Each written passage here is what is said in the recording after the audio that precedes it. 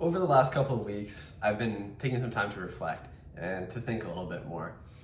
And I've noticed something about life, at least in my life personally, something that just keeps repeating, a pattern. And what I've noticed is that most of the time, what is hard in life is often good for you, but what feels good and what's easy in life is often bad. So you might be hearing this and thinking like, hey, yeah, you know what, Ty? That does make sense. Or you may be thinking like, dude, what are you talking about? That doesn't make any logical sense. Well, just give me a few minutes of your time to let me explain. Let's take working out, for example, okay? So you've got scenario one, where you walk into the gym and you load up weight that feels comfortable on bench press, and you start working out. And the weight is light, it's familiar, you're not struggling, you're not having to work too hard, you're not sweating, and you just show up each week and do the same thing over and over for a few weeks. And it feels good, it's easy, and you're improving your health, right? But after 2 months, you've noticed that nothing's changed. And you're lifting the same weight, you look the same, and you feel the same. Now, let's take scenario two, for example. Every week you go in to do bench press, you add 5 pounds to each side of the bar. And this requires you to exert more effort to reach the same amount of reps, to achieve the same amount of output. And this pushes you past what you're comfortable with. After 2 months, you kind of look in the mirror and you think to yourself, hey, you know what? You look stronger. You can lift more weight. And the key difference between these two scenarios is doing what's easy and doing what's hard, pushing yourself a little bit past what you're currently comfortable with. And by doing so, this turns you into something new.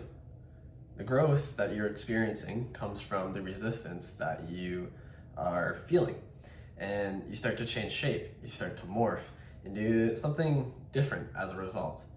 And you're a stronger, more capable version of yourself.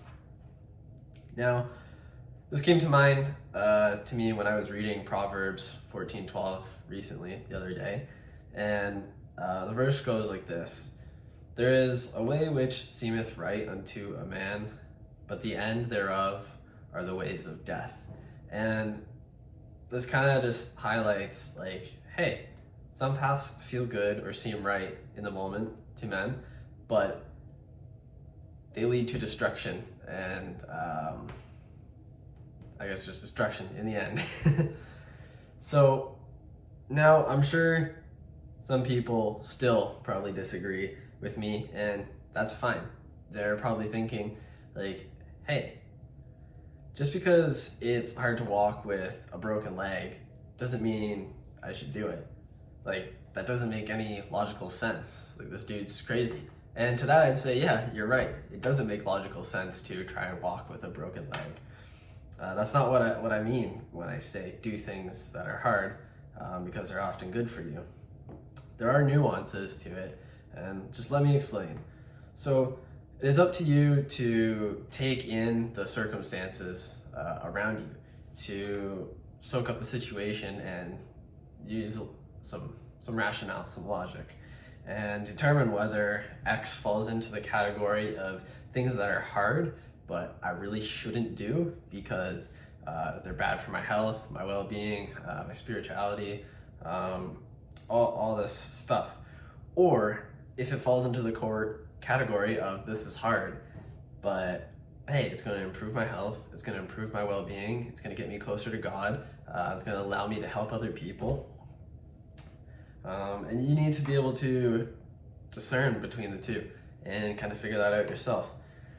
So I've put together just a few questions that you can ask yourself to kind of help you out in some of these situations, and some of them I've been trying to use myself. So question number one is, does this lead me towards sin? If it leads you towards sin, towards sinful nature, no, don't do it. Even if it's hard, don't do it. If it feels good, don't do it. Right? It's easier to avoid temptation than to resist it. So that's one question I've been asking myself. 2, does this help me grow spiritually? Does this get me closer to God?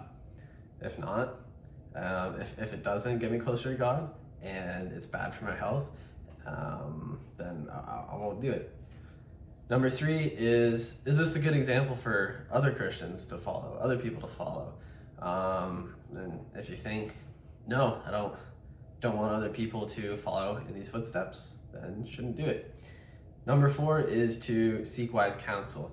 If you have the time to seek wise counsel from other fellow believers that you know, or other people knowledgeable and experienced in that field of life and the circumstance that you're dealing with, then seek their counsel and use that, take it with a grain of salt to make a decision.